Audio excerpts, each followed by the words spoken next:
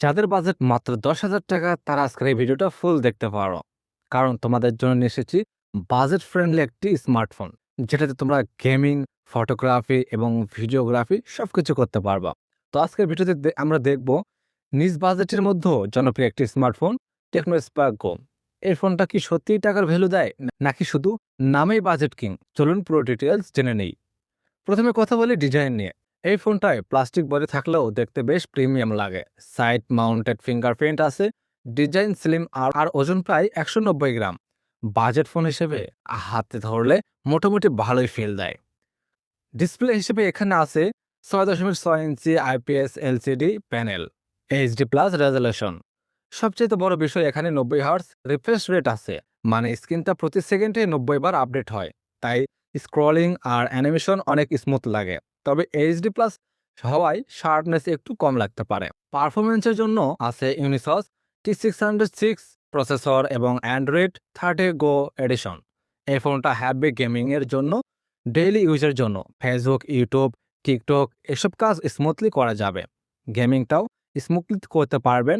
এখানে free fire, PUBG দুটোই ভালোভাবে গেম প্লে করতে পারবেন। এবার চলুন আমরা ক্যামেরা সম্পর্কে জেনে নেই।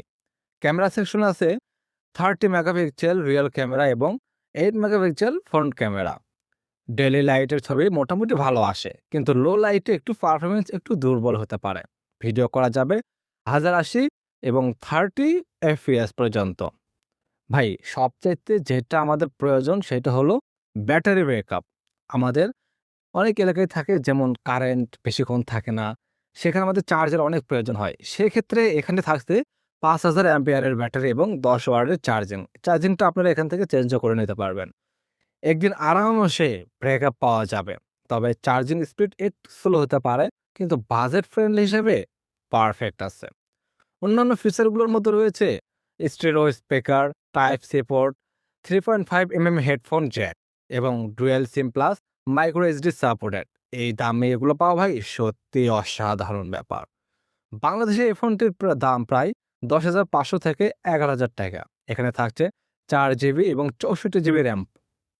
ভাই, যেগুলো বললেই না, মাত্র ১০,০০০ টাকার ফোনে ৯০ হার্টজ স্মুথ ডিসপ্লে, বড় ব্যাটারি, সুন্দর ডিজাইন, বাজেট অনুযায়ী ভালো performance, HD plus display, show charging, camera engage, happy gaming খুব স্মুথলি চলতে পারবে।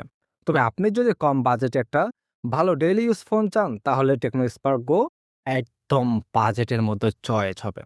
ভাই, আজকে এ পর্যন্তই। ভিডিওটা ভালো লাগলে অবশ্যই লাইক, কমেন্ট আর সাবস্ক্রাইব করতে ভুলবেন না। আবার দেখা হবে নতুন কোনো ভিডিওতে।